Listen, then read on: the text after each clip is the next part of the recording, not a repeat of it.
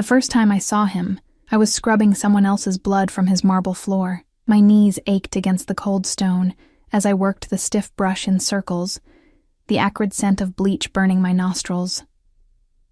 I'd been at it for hours, ever since Mrs. Venuti, the stern-faced housekeeper who'd hired me, pointed at the dark stain and said, "Make it disappear before he returns."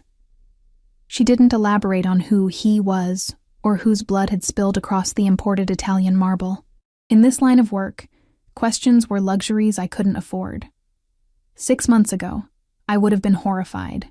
Now, I was just grateful for the job. When you're 24 with no degree, no references, and a 2-year-old daughter depending on you, you take what you can get, even if it means scrubbing mysterious stains from the floors of a mansion that whispered of danger from every shadowed corner. It's not clean enough. The voice, deep, quiet, and somehow more terrifying for its softness, froze the breath in my lungs. I hadn't heard anyone enter the vast foyer, yet suddenly he was there, looming above me like a dark planet pulling everything into its gravity. I kept my eyes down, focusing on the nearly invisible stain. "I'm sorry, sir. I'll do better. Look at me when I speak to you." My heart hammered against my ribs as I slowly raised my head. The man standing over me couldn't have been more than 35, but power radiated from him like heat. He wore a charcoal suit that probably cost more than I would make in a year, tailored to fit broad shoulders and a lean frame. His features were sharp, high cheekbones, straight nose, and full lips pressed into a hard line. But it was his eyes that made my mouth go dry. Dark as espresso, they studied me with the cold calculation of a predator deciding whether prey was worth the chase.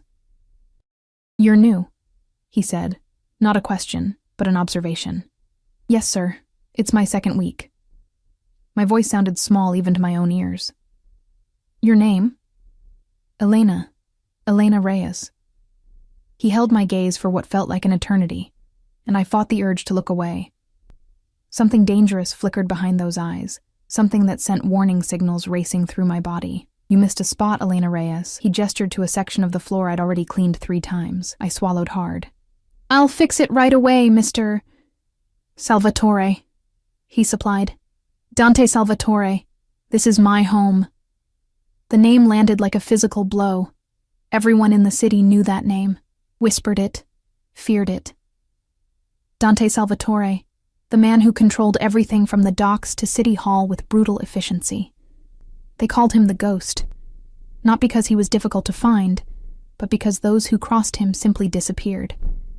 And I was on my knees before him, scrubbing his floors. "The children who live in my properties don't go hungry," he said suddenly, his accent thickening slightly. "Yet your daughter looks thin." Ice flooded my veins. "How do you—" "I know everything about everyone who enters my home." His eyes narrowed slightly. "You live in the Westbrook Apartments, Building C, Unit 312, rent-controlled housing I acquired last month." My mouth went dry. The fact that he knew about Lily, that he'd seen her, made me feel exposed in a way that transcended physical nakedness. She's fine," I stammered. "We're fine." His expression didn't change, but something shifted in those dark eyes. "Finish here, then report to the kitchen. Mrs. Venuti will have a package for you to take home." Before I could respond, he turned and walked away, his footsteps silent on the marble floor I'd spent hours cleaning. I released a breath I hadn't realized I was holding, my hands trembling as I picked up the brush again. That night, I returned to our tiny apartment with a package that contained enough groceries to fill our empty refrigerator for weeks. As I tucked Lily into bed, her little body finally full for the first time in months, I wondered what price would eventually come due for Dante Salvatore's unexpected generosity. I didn't have to wait long to find out. 3 weeks later, I was assigned to clean the east wing of the mansion, the private quarters. Mrs. Venuti handed me the key card with thinly veiled suspicion. "Mr. Salvatore specifically requested you," she said, her Italian accent thickening with disapproval. "Touch nothing beyond what needs cleaning. The security cameras see everything." The warning was unnecessary. I'd spent enough time in the mansion to understand the unspoken rules. Look, but don't see. Hear, but don't listen. Know, but don't speak. The east wing was different from the rest of the house. where the main areas were designed to impress with their cold opulence.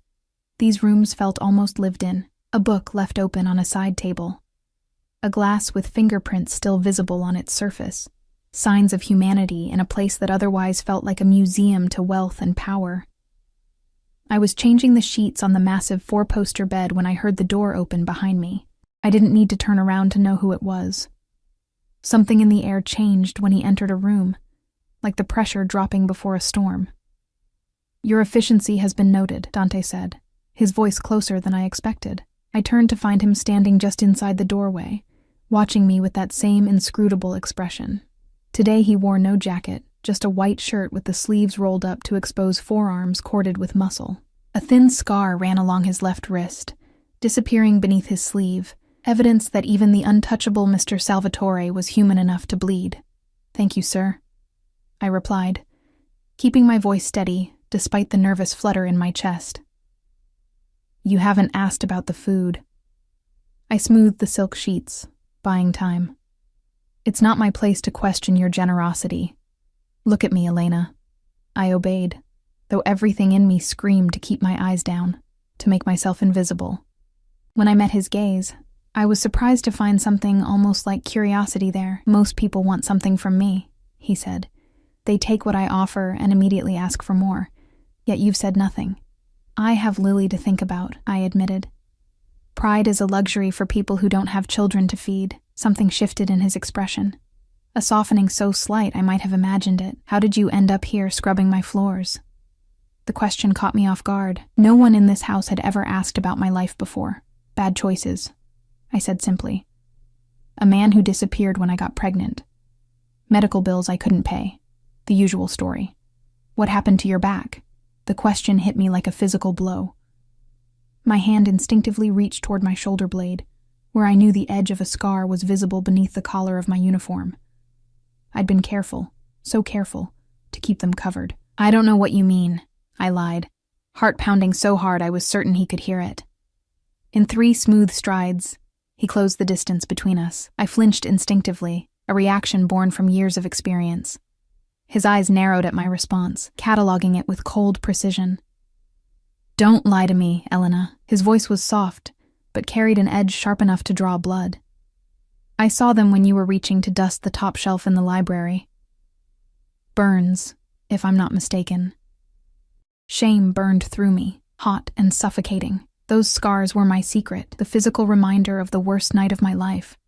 The night I learned exactly what Lily's father was capable of when I told him I was keeping the baby.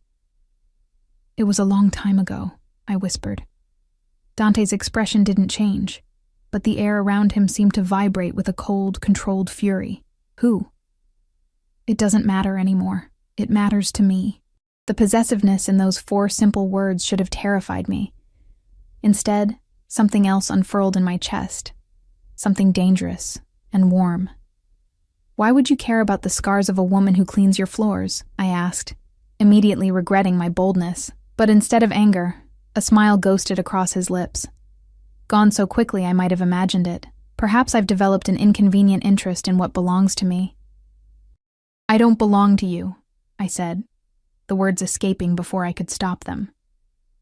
His eyes darkened. "Everyone in this house belongs to me, Elena. The sooner you accept that reality, the easier your life will be." He reached out, and I fought the urge to step back as his fingertips brushed against the edge of my collar, just barely touching the raised skin of my scar. The contact sent electricity racing down my spine. "Tomorrow, you'll begin working exclusively in my private quarters," he said, withdrawing his hand. "Your pay will be doubled. Mrs. Venuti will arrange for someone to watch your daughter during your extended hours." It wasn't a request. "Why?" I asked, unable to stop myself. "Because I protect what's mine," he answered simply. "And I've decided that includes you." As he turned to leave, panic bubbled up in my throat. "Mr. Salvatore," I called after him. "The man who gave me these scars. He's still out there. If he finds us..." Dante paused at the door, looking back at me over his shoulder. The expression on his face made my blood run cold. "Not for long, Elena," he said softly. "Not for long." After he left, I sank onto the edge of the bed, my legs suddenly too weak to support me. What had I done? In a moment of weakness, I'd revealed too much, drawn the attention of a man who destroyed people as casually as others might swat flies. That night, as I held Lily close and breathed in her sweet, innocent scent, I couldn't shake the feeling that I'd made a terrible mistake, that I'd traded one dangerous man for another far more lethal. I just didn't realize then how far Dante Salvatore would go to claim what he considered his, or that by this time next month, the father of my child would be missing, presumed dead, and I would be moving my daughter into the east wing of a mansion built on blood money and broken bones. I didn't realize that in trying to escape one cage, I'd willingly walk into another, gilded one, with a predator who would never let me leave. The first time I saw the full extent of Dante Salvatore's power, I was standing in his kitchen at midnight, desperately trying to calm my screaming daughter. "Shh, baby, please," I whispered, bouncing Lily in my arms as she wailed, her small face flushed with fever. "You'll wake the whole house." We'd been living in the East Wing for 3 weeks. The transition had happened with frightening efficiency. One day I was cleaning Dante's floors. The next I was installed in a suite of rooms larger than any apartment I'd ever lived in, with Lily in a nursery that looked like it had been plucked from a luxury magazine. I never asked how he'd arranged it so quickly. Some questions were safer left unasked. Tonight, Lily's fever had spiked suddenly, her little body burning against mine as she cried in discomfort. I'd crept downstairs to find medicine, trying not to disturb the sleeping household. In Dante's world, I'd quickly learned that inconveniencing others could have consequences. "What's wrong with her?" The voice behind me sent ice through my veins.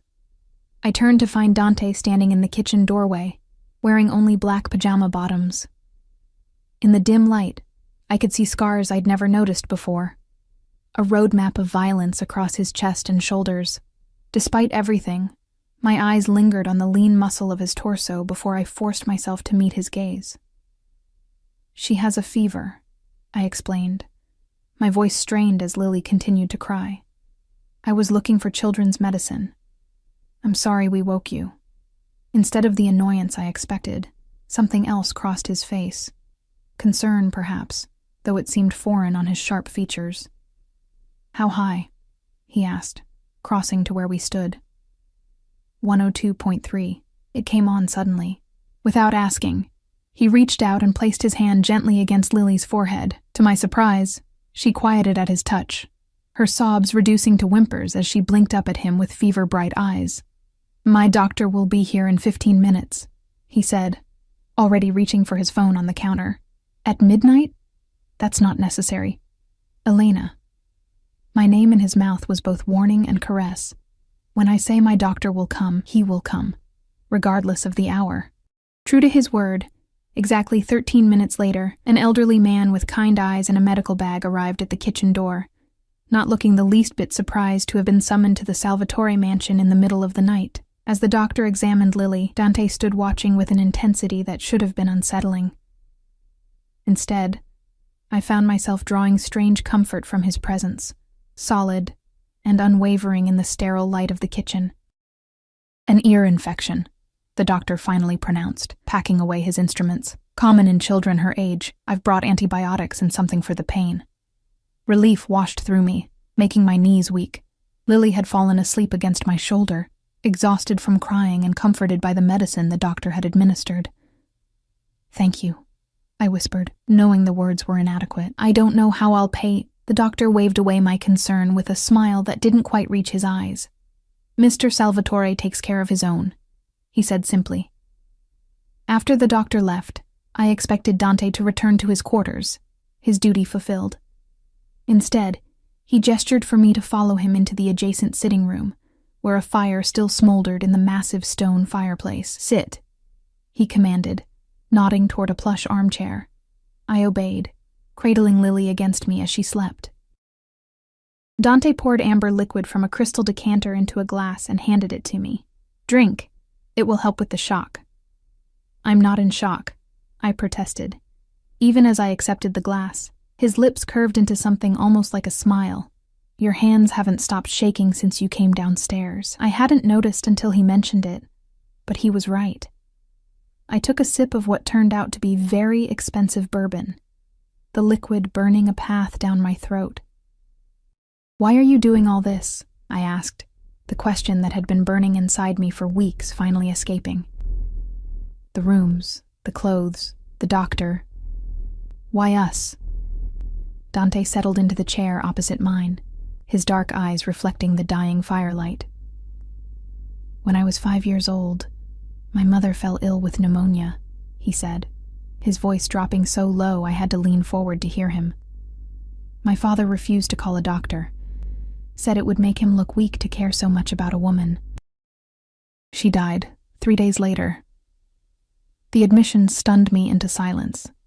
It was the first personal detail he'd ever shared, and its significance wasn't lost on me. "I'm sorry," I said finally. "Don't be. It taught me an important lesson about power.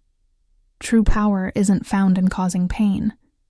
Any animal can do that. True power is in having the ability to prevent suffering and choosing to use it." He leaned forward, his eyes never leaving mine. "I saw your scars, Elena. I saw what someone did to you because they could. Because they enjoyed your pain." My hand instinctively went to my shoulder, where the worst of the burn scars lay hidden beneath my nightshirt. "That doesn't explain why you brought us here." "Doesn't it?" Something dangerous flickered in his eyes. "Perhaps I recognized something in you. Something that called to me, or perhaps I simply wanted to show you what it feels like to be protected rather than possessed." The irony of his words wasn't lost on me. Everything about Dante Salvatore screamed possession, from the way his eyes tracked my movements to the way he'd systematically removed every obstacle between us.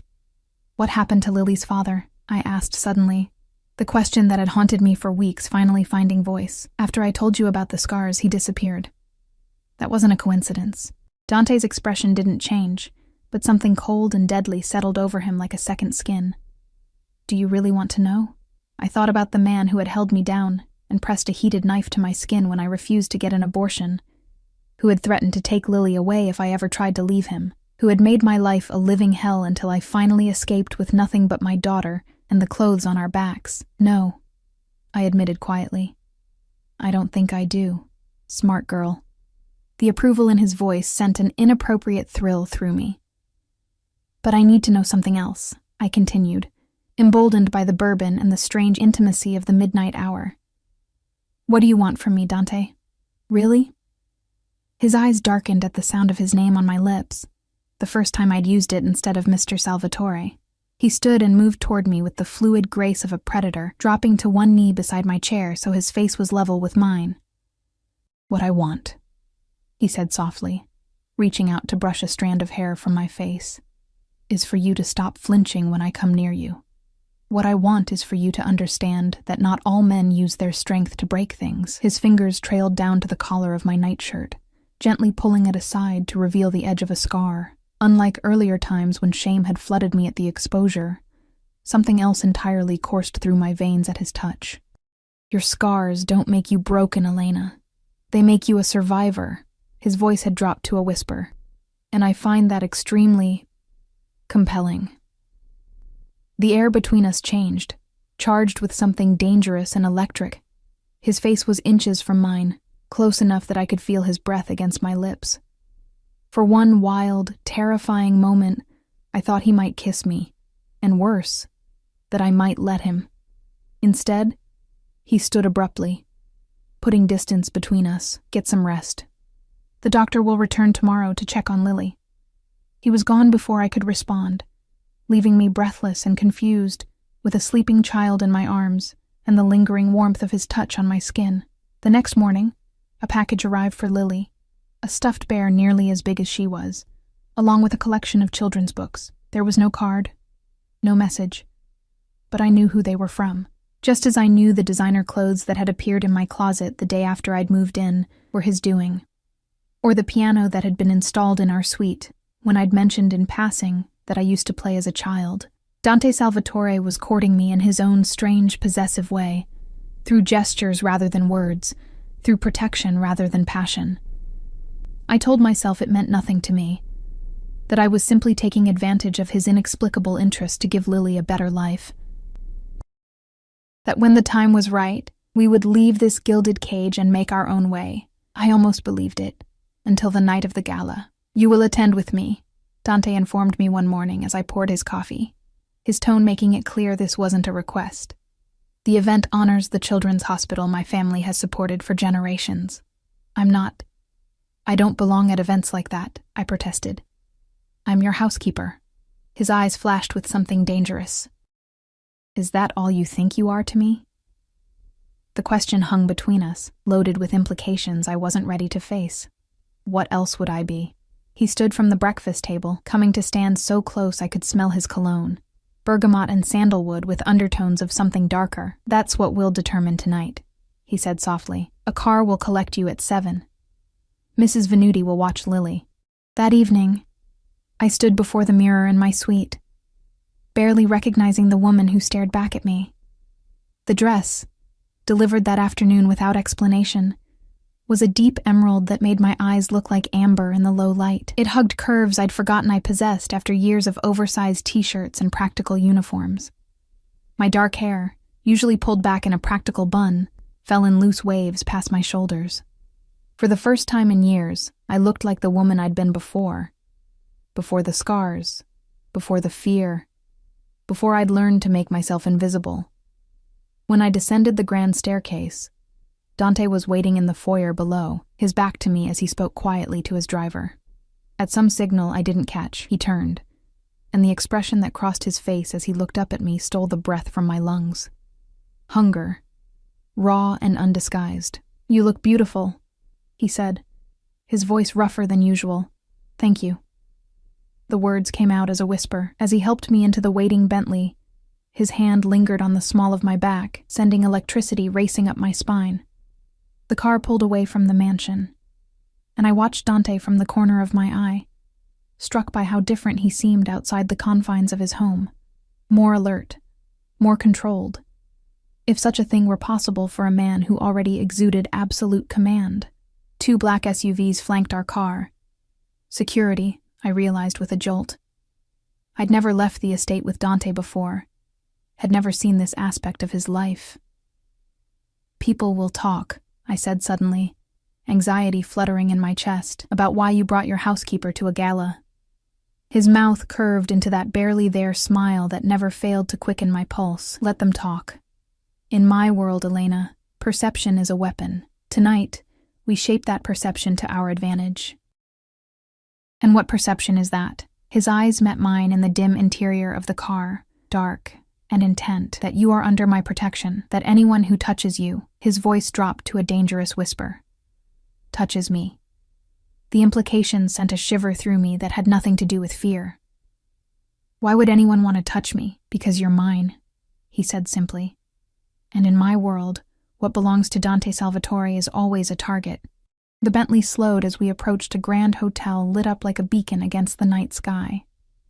Before we pulled to a complete stop, Dante reached across the space between us and took my hand in his thumb tracing slow circles against my palm. There's something you should know before we enter, he said, his voice low. There will be people there tonight who know what you were to me before, a housekeeper. Nothing more. They'll assume I've taken you as a mistress. Heat flooded my cheeks. And have you? The question hung between us, charged with possibilities I'd refused to acknowledge until this moment. That depends, he replied, his eyes never leaving mine. On whether you want to be taken. The double meaning wasn't lost on me. Before I could respond, the car door opened, and Dante stepped out, extending his hand to help me. As I emerged, flashbulbs exploded around us. Photographers capturing the arrival of the notorious Dante Salvatore and his mysterious companion. His arm slid around my waist, pulling me against his side in a gesture that was both protective and possessive. Smile, he whispered against my ear, his breath warm against my skin. Tonight, you're no longer invisible. As we walked toward the entrance, I felt the weight of 100 curious stares, heard the whispered questions rippling through the crowd. Who was this woman on the arm of the city's most dangerous man? Where had she come from? What power did she hold over the untouchable Dante Salvatore? What none of them knew, what I was only beginning to understand myself, was that the real question wasn't what power I held over him. It was what power he'd already claimed over me. The ballroom glittered with wealth and power. Crystal chandeliers casting prismatic light over women dripping in diamonds, and men whose casual conversations shaped the city's future. I felt like an imposter in their midst, despite the designer dress and Dante's hand possessively resting at the small of my back. "Stop looking like you're about to flee," Dante murmured, his lips close to my ear as he guided me through the crowd. "You belong here as much as anyone." "We both know that's not true," I whispered back. "I was scrubbing your floors a month ago." His grip tightened slightly, a subtle reminder of his strength. "And tonight you're on my arm, which makes you more powerful than half the people in this room. Remember that." Before I could respond, an older man with silver hair and sharp eyes approached us. Though he smiled, there was nothing warm in his expression, just calculation and barely disguised curiosity. "Dante," he greeted, his accent thick and Eastern European. "What a pleasant surprise. You rarely grace these events with your presence." "Victor." Dante nodded, his posture subtly shifting, becoming more guarded, more predatory. "The children's hospital is worth the inconvenience." Victor's gaze slid to me, assessing in a way that made my skin crawl. "And you've brought company. How unusual." "Elena," Dante said. "This is Victor Petrov. He controls the shipping routes north of the city." The introduction was pointed, a reminder of business boundaries rather than a social pleasantry. "Charmed," Victor said, taking my hand and bringing it to his lips before I could pull away. "I wonder where Dante has been hiding such a beautiful creature." "In plain sight," I replied, surprising myself with my boldness. Sometimes the most valuable things aren't locked away. Victor's eyebrows rose, and beside me, I felt rather than heard Dante's quiet approval. "Indeed," Victor said, releasing my hand. His eyes hardened as he turned back to Dante. "Speaking of valuable things, we should discuss the situation at the docks, privately." "Not tonight," Dante replied smoothly. "Tonight is for charity, not business." A flash of annoyance crossed Victor's face. "The matter is time-sensitive. Your absence from certain conversations has been noted." Something dangerous flickered in Dante's eyes. "Careful, Victor. Noting my activities too closely could be hazardous to your health." The threat hung in the air between them, wrapped in the veneer of polite conversation, but unmistakable in its intent. I fought the urge to step back, suddenly aware I was standing between two predators. "Perhaps I'll call on you tomorrow then," Victor conceded, though his smile didn't reach his eyes. He turned to me, inclining his head slightly. "Elena, I hope we'll meet again soon." As he melted back into the crowd, I released a breath I hadn't realized I was holding. "He doesn't like me. He doesn't know what to make of you," Dante corrected, guiding me toward the bar. "Which makes you a variable he can't control. Men like Victor fear what they can't control." "And men like you?" I asked, accepting the champagne flute he handed me. His lips curved slightly. "Men like me eliminate what we can't control, or we possess it so completely that control becomes irrelevant." The words sent a shiver down my spine, a reminder that the man beside me, with his gentle touches and protective gestures, was still the same man who made people disappear without a trace. "Is that what you're doing with me?" I asked, the champagne making me bold. "Possessing me so completely that you don't need to control me?" His eyes darkened as they fixed on mine. "Do you feel controlled, Elena?" The question gave me pause. In the weeks I'd lived under Dante's roof, he'd never once raised his voice to me, never threatened, never demanded. He'd given Lily and me everything we could possibly need or want. The cage he'd built was so beautiful, so comfortable. I sometimes forgot it was a cage at all. I hesitated, searching for the right word. "Protected. There's a difference," he said softly. "Is there?" I challenged. "Protection requires power, the power to keep others away, the power to decide what's best for me. How is that different from control?"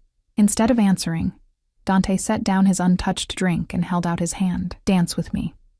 It wasn't a request, but I took his hand anyway, allowing him to lead me to the center of the ballroom where other couples moved in time to the orchestra's waltz. His arm circled my waist, drawing me against him with a possessiveness that should have frightened me. Instead, I found myself melting into his embrace, my body fitting against his as though designed for that purpose. "Control," he said, his voice low enough that only I could hear, is restriction. It's punishment and reward, action and consequence, protection. His hand splayed against my lower back, warm through the thin fabric of my dress, is freedom within boundaries, the freedom to live without fear, to grow, to want. And which do you prefer? I asked, my voice barely above a whisper. His eyes held mine, dark and intent. With you? Neither. What then? His grip tightened almost imperceptibly. Devotion. The word hung between us, heavy with meaning I wasn't ready to face. Before I could respond, the music ended, and Dante guided me from the dance floor, his hand never leaving the small of my back. Throughout the evening, I watched him navigate the crowd with the calculated precision of a chess master, charming when necessary, intimidating when useful. Everyone wanted something from him, a moment of his time, a business favor, a political alliance. And through it all, he kept me at his side, a statement I was only beginning to understand. It was well past midnight when we finally left, the Bentley gliding through empty streets as I watched city lights blur past the window. The silence between us was charged with unspoken words, questions I didn't dare ask, answers he wasn't ready to give. When we arrived back at the mansion, Dante walked me to my suite, stopping at the door. Did Mrs. Venuti say how Lily was tonight? I asked, suddenly desperate to break the tension between us. She slept through the evening. No fever. His eyes hadn't left my face since we entered the house. You should check on her. I nodded, reaching for the doorknob, only to feel his hand close gently around my wrist, stopping me. Elena. My name in his mouth was both question and command. I turned back to him, heart pounding against my ribs. Yes, tonight. When Victor looked at you. When they all looked at you. Do you know what they saw? I shook my head slightly. They saw a woman who holds power over me. His thumb traced slow circles against my pulse point. A woman I would kill for. The admission should have terrified me. Instead, heat pooled low in my stomach. A dangerous want I'd been trying to ignore for weeks. Is that true? I whispered. His answer was to lean forward, his lips brushing against my ear. Go check on your daughter, Elena. We'll finish this conversation another time. Then he was gone, leaving me breathless and confused at my own door. I should have known our fragile peace couldn't last. The warning came 3 days after the gala, delivered in the form of a small ivory envelope addressed to me personally. I was sitting in the garden, watching Lily chase butterflies across the manicured lawn, when Mrs. Venuti appeared with the mail. This arrived for you, she said, her tone making it clear she disapproved of anyone sending correspondence to me at the Salvatore mansion. The envelope contained a single photograph, me entering the mansion with Lily in my arms, taken from a distance but clear enough to recognize us both. On the back, written in elegant script, were the words, "What would Dante Salvatore do to keep you safe? We're eager to find out." Ice flooded my veins as I stared at the threat in my hands. Someone had been watching us. Someone knew about Lily. Someone was planning to use us against Dante. I should have gone to him immediately. Instead, panic and instinct took over. The same instinct that had kept Lily and me alive when her father had tried to hurt us. I ran. It was almost too easy. Mrs. Venuti had gone inside, and the security guard who usually patrolled the garden had stepped away to take a call. I scooped Lily into my arms, grabbed my purse, and slipped through the gate that led to the service road. A passing taxi took us to the bus station. By the time anyone at the mansion noticed we were gone, we were already crossing the city line, headed for my cousin's house 3 towns over. I knew it was futile. If Dante wanted to find us, he would. But the need to protect Lily overwhelmed rational thought. I had to get her away from the danger I'd unwittingly brought into her life. My cousin Marta asked no questions when we appeared on her doorstep, though her eyes widened at the sight of my designer clothes and the thick roll of cash in my wallet, money I'd been saving from my generous salary. Just for a few days, I promised. Until I figure things out. Marta, who'd taken me in once before when I was fleeing Lily's father, simply nodded and showed us to her spare room. That night, after Lily had fallen asleep, I sat by the window watching shadows move across the street. Every passing car made my heart race. Every distant sound could be footsteps approaching. I knew it was only a matter of time. I was right. The black Bentley pulled up outside Marta's modest home at precisely 2:13 a.m. I watched from the window as Dante emerged, his face a mask of cold fury even in the dim streetlight. He was alone, no security, no driver, which somehow made his presence more terrifying. I met him at the door before he could knock, not wanting him to wake the household. "How did you find me?" I asked, though the question was pointless. Dante Salvatore could find anyone he wanted. His eyes were darker than I'd ever seen them, rage and something else, fear simmering just beneath the surface. "You're mine," he said simply, as though that explained everything, and perhaps it did. "We need to leave," I whispered, stepping onto the porch and pulling the door closed behind me. "Someone's watching us. Someone sent a threat. I know," he interrupted, his voice deadly quiet. "Viktor Petrov's men have been following you for days. When you disappeared from the garden, they followed you here. Horror washed over me. You knew about the threats and didn't tell me. I didn't know they'd contact you directly." A muscle ticked in his jaw, a mistake I won't make again. "Dante, you ran!" The accusation cut through the night air between us. "I gave you everything. Safety, security, a future for your daughter, and you ran from me. I ran because I was trying to protect Lily." My voice rose despite my effort to stay quiet. "I ran because being associated with you put a target on her back." Something flashed in his eyes, hurt, quickly masked by anger. "And you think you can protect her better than I can? You think running to your cousin's unguarded home in the middle of the night was protecting her? I think I'm her mother, and it's my job to keep her safe." "From me?"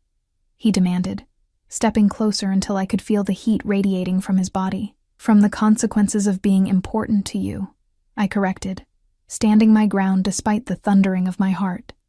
He was silent for a long moment, his eyes never leaving mine. When he spoke again, his voice had dropped to a dangerous whisper. "Get your daughter, Elena. We're going home." "And if I refuse?" The look he gave me was both tender and terrifying. "Then I'll remind you exactly what it means to belong to Dante Salvatore." Something in his tone sent heat racing through me, a primal response to the raw possession in his words. For a moment, I considered defiance. Imagined telling him that Lily and I would make our own way, that we didn't need his protection or his possessiveness. But the image of the photograph flashed through my mind, the threat implicit in those carefully written words. Whoever had sent it wouldn't stop because I'd left the mansion. If anything, we were more vulnerable now. "Give me 5 minutes," I said finally. Relief flickered across his face, so brief I might have imagined it. 3, he countered. "And Elena."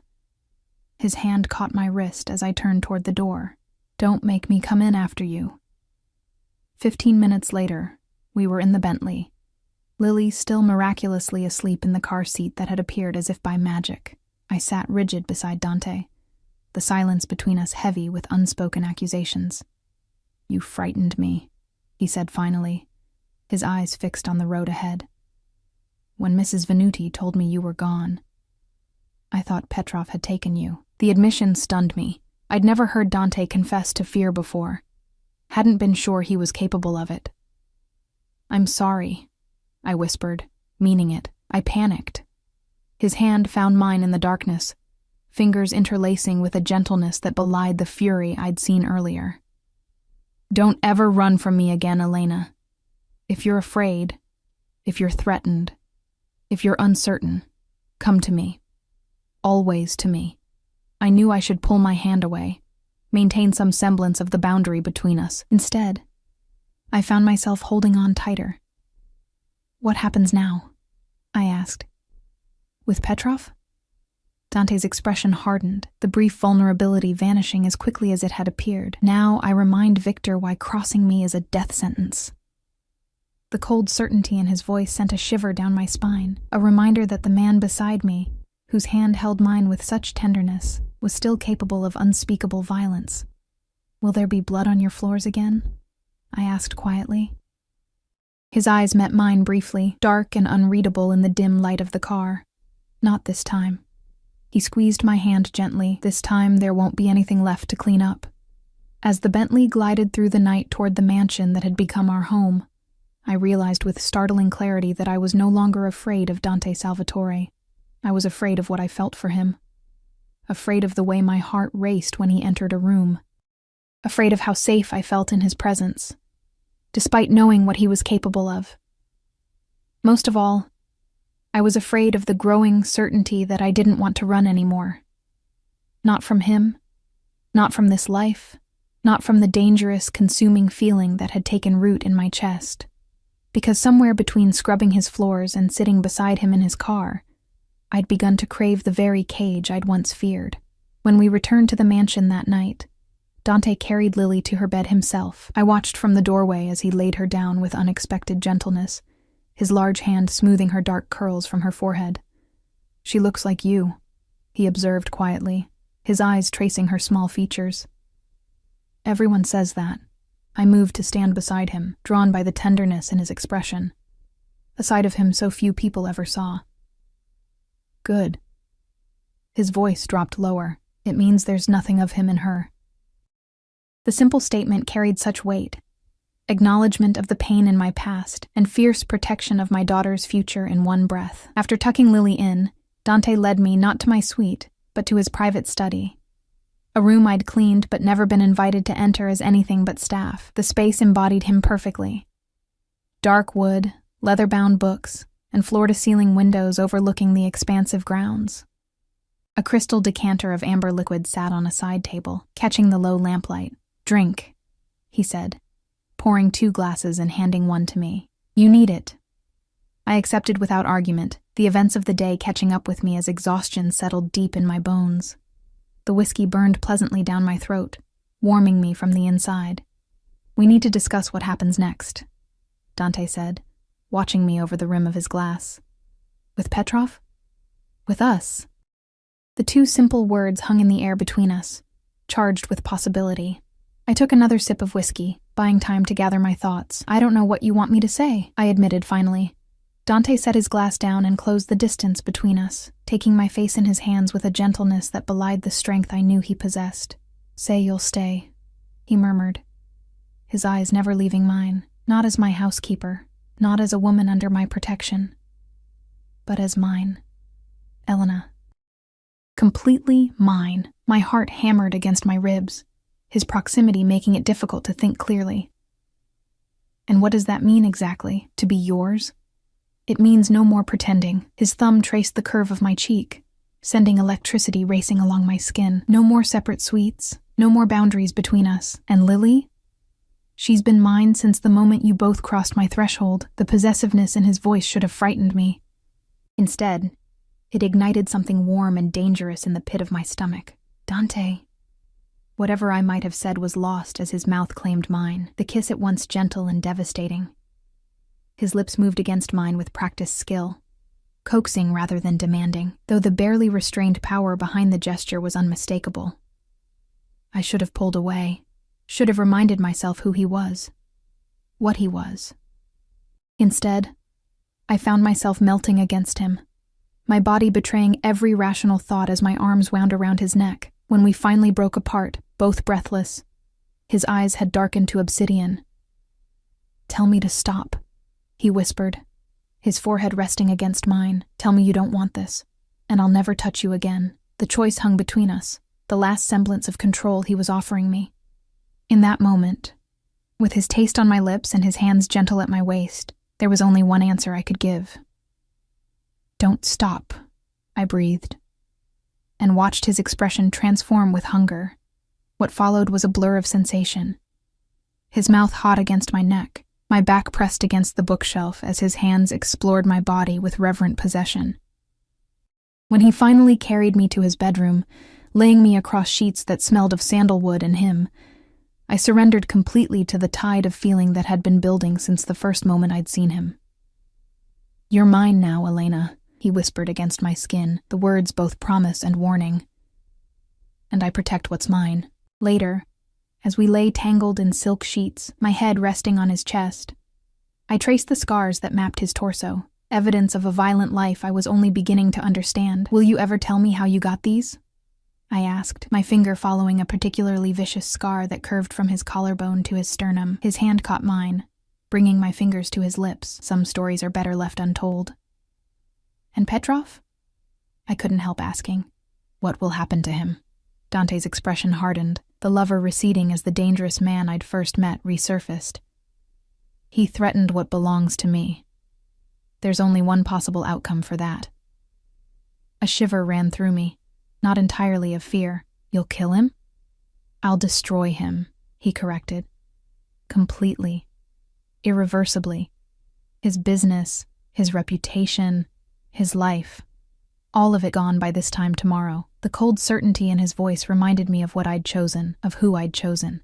Dante Salvatore, who commanded an empire built on blood and power, who could be gentle with my daughter one moment and order a man's execution the next.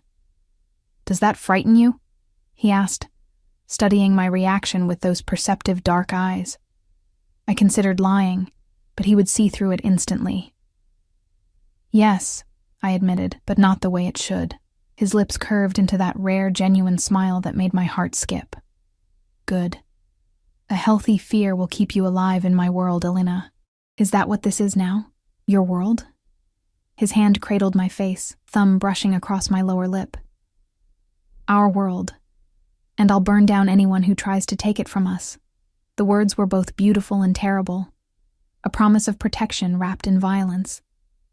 Yet as I drifted to sleep in his arms, I couldn't deny the sense of rightness, of belonging that had settled over me.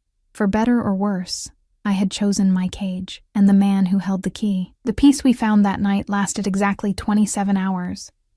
I was in the garden with Lily, watching her chase butterflies across the manicured lawn, when Mrs. Venuti appeared at my side, her usually stern expression replaced with something that might have been concern. Mr. Salvatore requires you in his study, she said, her accent thickening with tension. Immediately.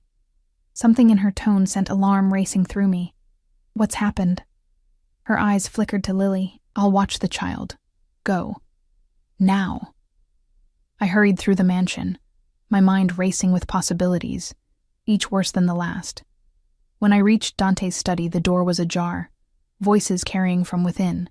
Dante's, cold with controlled fury, and another I didn't recognize. I knocked once, then pushed the door open to find Dante standing behind his desk, his posture rigid with tension. Across from him stood a man in an expensive suit, his back to me. Elena. Dante's eyes met mine, something like warning flashing in their depths. Come in and close the door. As I stepped further into the room, the visitor turned and the floor seemed to drop from beneath my feet. The face that had haunted my nightmares for years. Sharp features, cold blue eyes, cruel mouth, smiled at me with practiced charm. Hello, Elena, said the father of my child. It's been a while. My throat closed, panic stealing my voice as my eyes darted frantically to Dante. This wasn't possible. David was supposed to be gone, disappeared, or worse. Dante had promised me. What are you doing here? I finally managed, hating the tremor in my voice. David's smile widened, revealing perfect white teeth. Is that any way to greet the father of your child?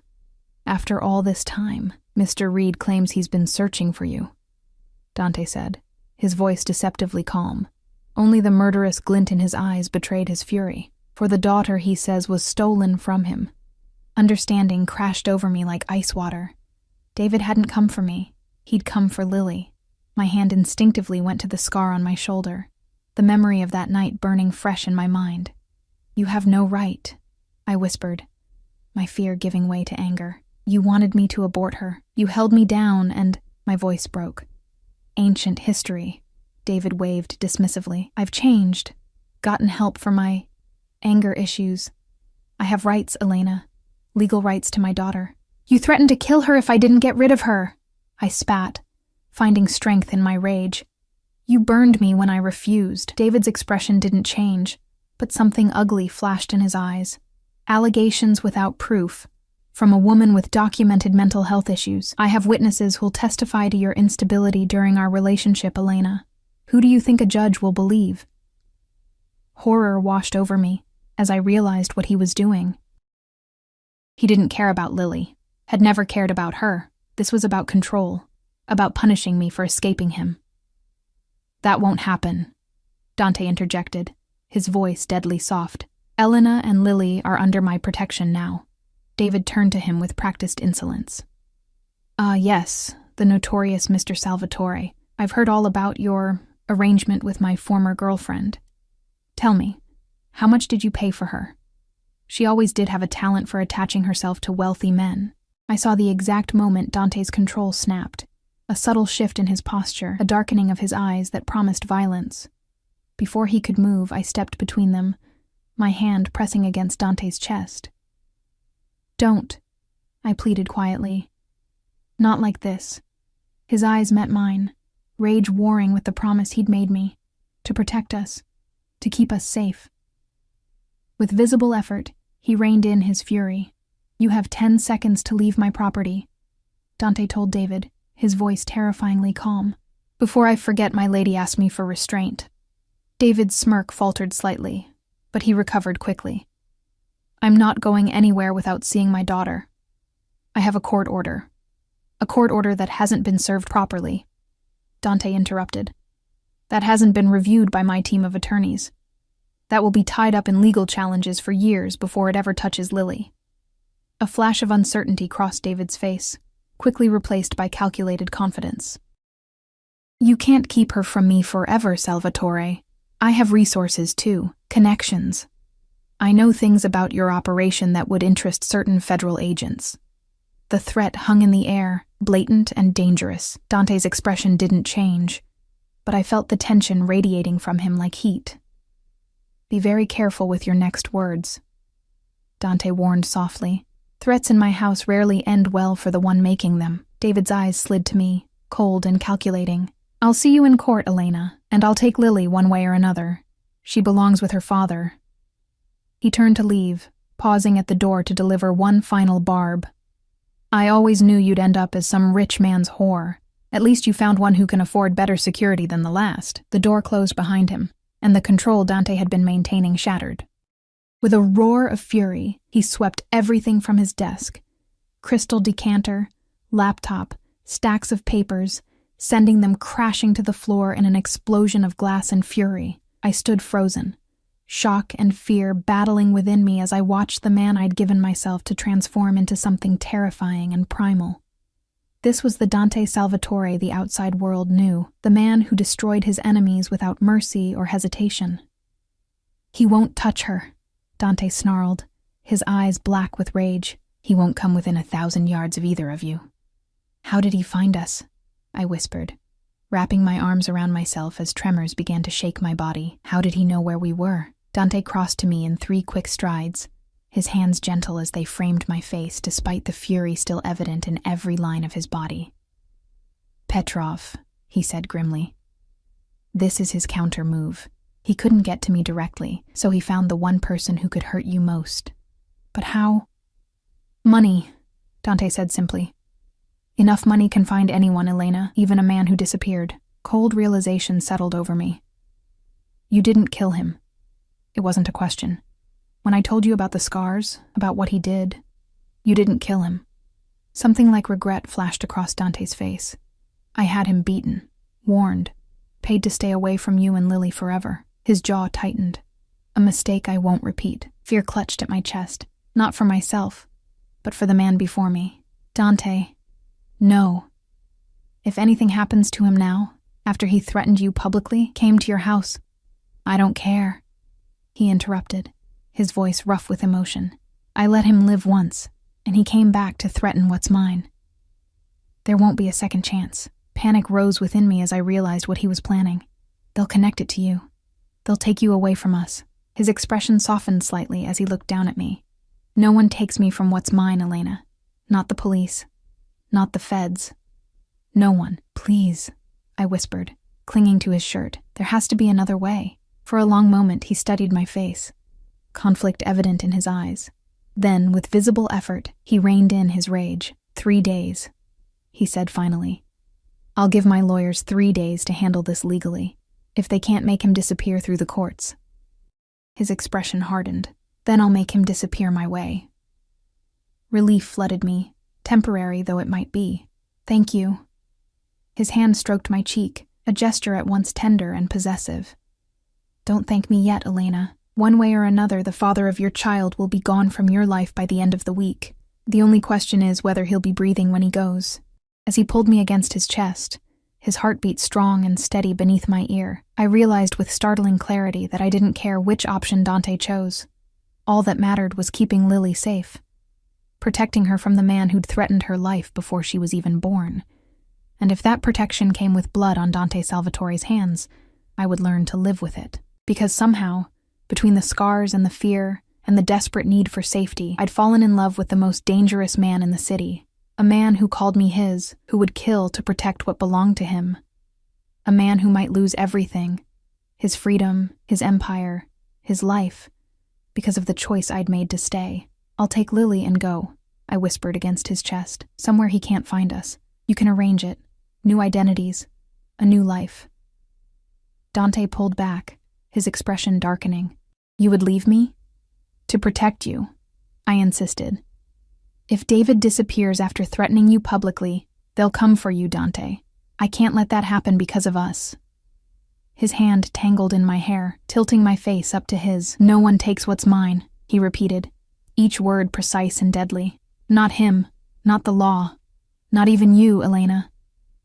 The possessiveness in his voice should have frightened me. Instead, it ignited that dangerous warmth in my chest again. The certainty that I belonged to this man, completely and irrevocably. Then we face this together, I said, making my choice once and for all. Whatever comes. His answer was to kiss me, fierce and claiming, as though sealing a pact between us. When he pulled away, his eyes were still dark with rage, but something else burned alongside it now, a devotion as dangerous and consuming as his fury. Together, he agreed, his forehead resting against mine, until the end, whatever that may be. As I stood in his arms, surrounded by the destruction of his rage and the promise of his protection, I knew I'd crossed a final line. There would be no going back from this, no pretending I was just a woman under his roof, just a mother seeking safety for her child. I had become what the whispers at the gala had already named me, Dante Salvatore's woman, the one he would kill for, the one he might die for, and God help me, I wouldn't have it any other way. The next 3 days passed in a haze of tension and waiting. Dante's mansion transformed into a fortress. Additional security posted at every entrance, guards shadowing Lily and me whenever we left our rooms. I barely saw Dante himself, as he disappeared into his study with a rotating cast of men in expensive suits, some lawyers, some clearly not. On the evening of the third day, I put Lily to bed early, exhausted from the constant vigilance. As I sang her favorite lullaby, smoothing her dark curls away from her forehead, a shadow in the doorway caught my attention. Dante stood watching us, his expression softer than I'd seen it since David's visit. He'd loosened his tie, and fatigue lined his face in a way I rarely witnessed, a reminder that even he had limits. She's beautiful when she sleeps, he said quietly as I joined him in the hallway, pulling Lily's door half closed behind me. She's always beautiful, I replied with a tired smile. His hand cupped my cheek, thumb brushing across my cheekbone with surprising tenderness, like her mother. Something in his tone made my heart tighten. What's happened? I asked, suddenly alert. Did the lawyers... Let's go to my study, he interrupted gently. We need to talk. Fear clutched at my chest as I followed him down the hallway. In my experience, nothing good ever followed those 4 words. Dante's study had been restored to its former pristine state. No evidence remained of his explosive rage days earlier. He poured us each a drink without asking, and I accepted mine gratefully, needing the liquid courage. The legal approach has hit a wall, he said without preamble, leaning against his desk rather than sitting behind it. David Reed has powerful backing, money that isn't his, influence he shouldn't possess. Petrov, I whispered, the name tasting bitter on my tongue. Dante nodded, his expression hardening. Victor sees you as my weakness. By supporting Reed's claim to Lily, he hopes to distract me, destabilize my operation. It's a power play, nothing more. And David? The name still burned like acid in my mouth. He wants money, Dante's voice was flat with disgust. He doesn't care about Lily, never did. This is about extortion, pure and simple. Relief and anger warred within me. So, pay him off, make him sign away his rights and disappear for good. Dante's expression darkened. I offered $2 million, more than enough to vanish permanently. He refused. Why? I whispered, though I already knew the answer. Because Petrov has promised him more. Dante set his glass down with controlled precision. And because he wants to hurt you, Elena. Men like Reed, men who burn women and threaten children, they need to dominate, to control. You escaped him once. He won't let it happen again. Cold dread settled in my stomach. What happens now? Dante pushed away from the desk, moving to stand before me. His hands framed my face, gentle despite the violence I knew they were capable of. Now I keep my promise, he said softly. Now I make him disappear. Despite everything David had done, the pain, the fear, the scars, both physical and emotional, I felt a flicker of hesitation, not for his sake, but for Dante's. There has to be another way, I said, though I knew there wasn't. The police would need evidence of his abuse, Dante interrupted gently. Evidence that doesn't exist because you never reported it, because you were too afraid, too isolated. Shame burned through me at the reminder of my weakness, how I'd hidden the burns, made excuses for the bruises, kept silent about the threats. It's not your fault, Dante continued, reading my expression with practiced ease. Survivors do what they must, but legally, without documentation, your word against his isn't enough, especially with Petrov's lawyers painting you as unstable. And if you kill him? I asked, my voice barely above a whisper. What happens to us then? Something shifted in Dante's expression. A softening. A vulnerability I rarely glimpsed. I have a confession to make, Elena. He took my hands in his touch uncharacteristically hesitant. I've been planning for this moment since the day you told me about your scars. Confusion furrowed my brow. What do you mean?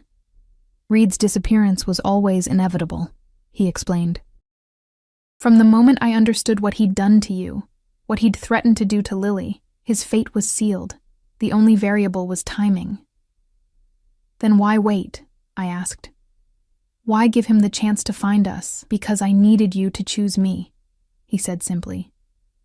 Not just as protection, not just as safety, but as the man you wanted.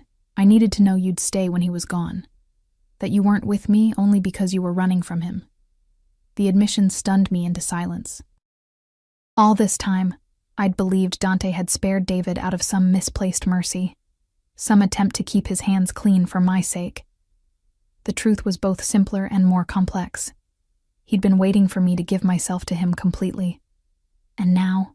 I asked, my voice unsteady. Now everything is in place, he said, his thumbs tracing circles on the backs of my hands. A hunting accident in the mountains, a body that will never be found, witnesses who'll swear I was here, with you, when it happened.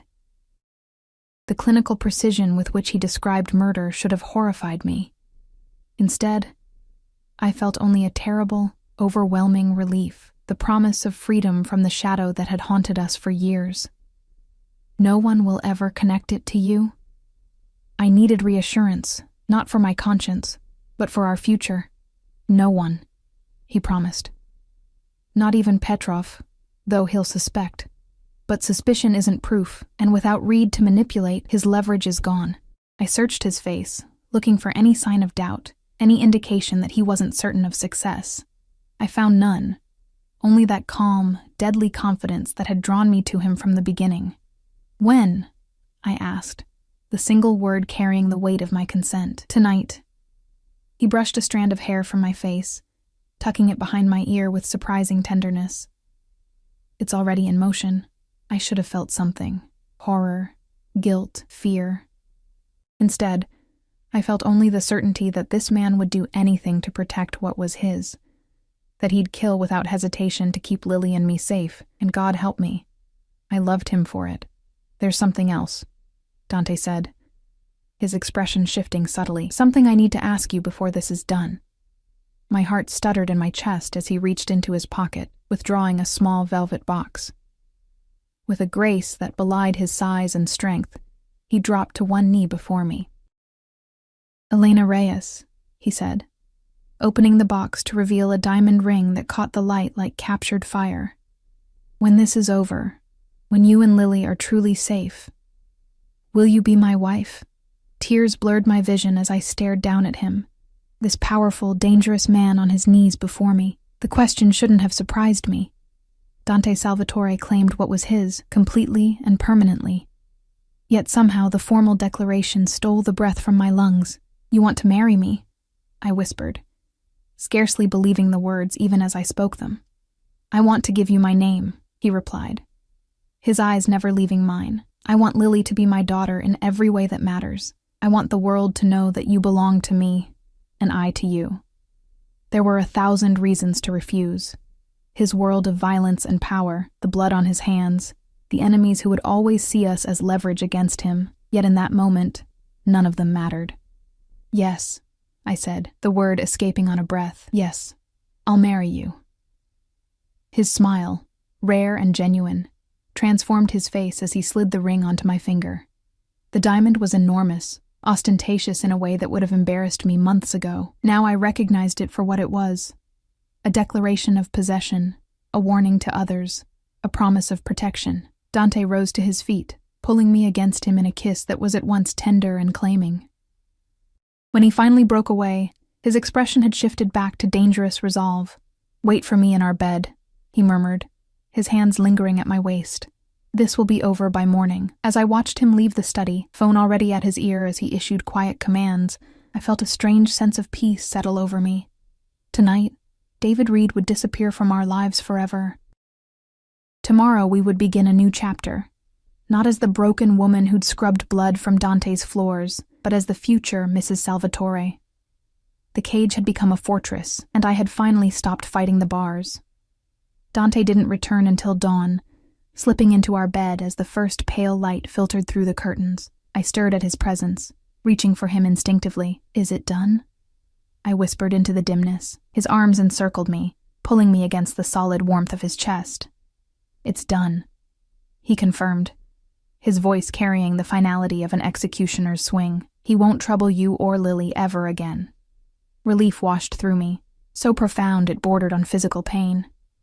For the first time since Lily's birth, the shadow of fear that had followed us everywhere was gone. "And Petrov?"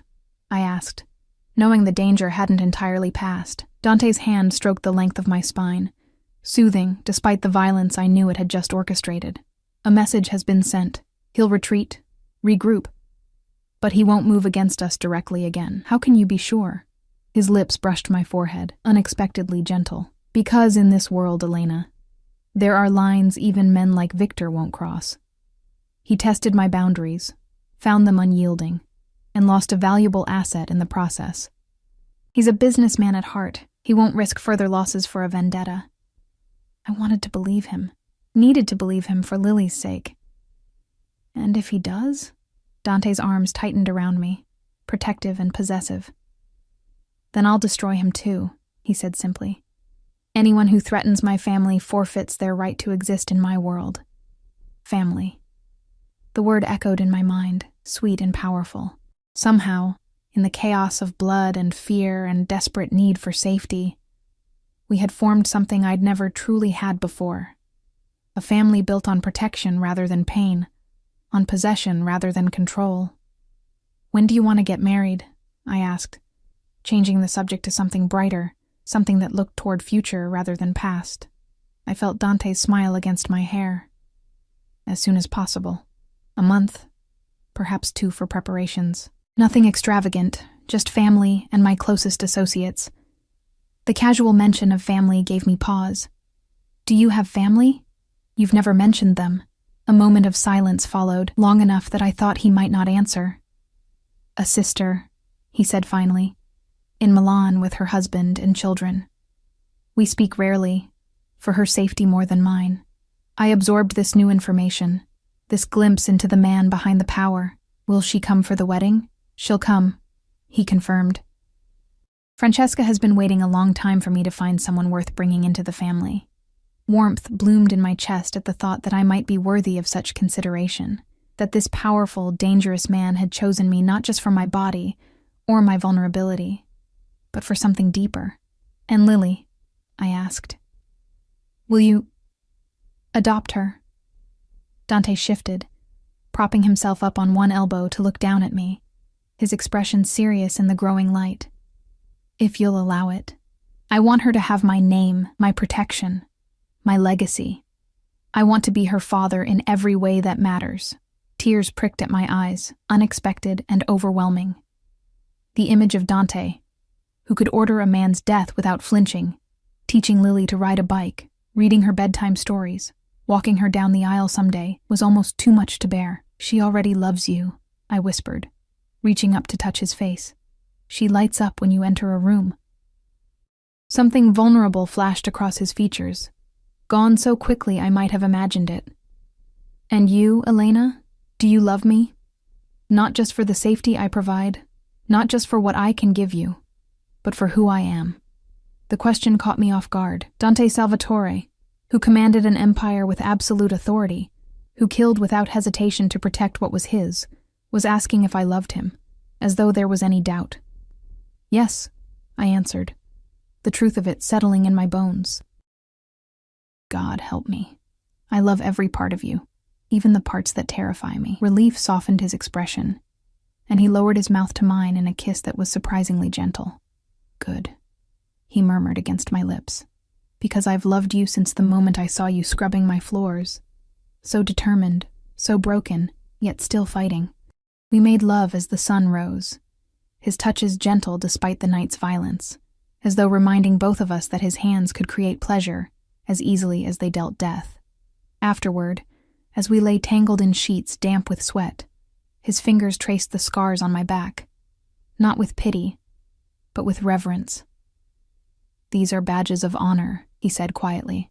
"Proof that you survived, that you protected our daughter when no one else would. Our daughter." The simple phrase brought fresh tears to my eyes. "I want more," I confessed, the words escaping before I could reconsider them. "More children. A brother or sister for Lily." Dante's hand stilled against my skin, his eyes finding mine with an intensity that stole my breath. "You would bear my children?" The vulnerability in the question broke my heart a little. For all his power, all his wealth, he still couldn't quite believe that I had chosen him completely. "Yes," I whispered, bringing his hand to my stomach. "I want to carry your child, Dante. I want to build a family with you." The smile that transformed his face was like sunrise breaking through storm clouds, rare and breathtaking. "Then we'll start trying immediately," he declared, rolling me beneath him once more. "I'm a very determined man, Elena. I always get what I want." I laughed, the sound light and free in a way I hadn't felt in years. "So I've noticed." Later that morning, as Dante and I sat at breakfast with Lily babbling happily between us, I caught him watching us with an expression I'd never seen before. Contentment, perhaps, or something close to peace. "What are you thinking?" I asked, reaching across the table to take his hand. His fingers interlaced with mine, strong and steady. "That some men spend their lives accumulating wealth, power, territory, believing these things will fill the emptiness inside them." His eyes met mine, dark and sincere. I was one of those men, until I found something worth more than all of it. "And what's that?" I asked, though I already knew the answer. His gaze moved from me to Lily, then back again, his expression softening in a way few people would ever witness. "A family to protect," he said simply. "A reason to come home." As I looked at him across the breakfast table, this dangerous, complicated man who had killed for us, who would kill again without hesitation if necessary, I realized we had both found what we truly needed. He had found something worth more than power. I had found something better than safety. We had found each other. 6 weeks later, I became Elena Salvatore in a small ceremony overlooking the Mediterranean at Dante's villa in Sicily. Lily, resplendent in a white dress that matched mine, threw flower petals with reckless abandon and called Dante Papa for the first time. That night, as we stood on our private terrace under a canopy of stars, Dante's arms encircled me from behind, his hand splaying possessively across my still flat stomach. "My wife," he murmured against my neck, the words filled with satisfaction. My family. I leaned back against his solid strength, feeling safer and more cherished than I'd ever imagined possible. The scars on my back no longer burned with shame, but spoke of a journey that had led me here, to this man, this life, this unexpected happiness. No regrets? He asked, a rare note of uncertainty in his voice. I turned in his arms, reaching up to frame his face with my hands. None, I promised, meaning it completely.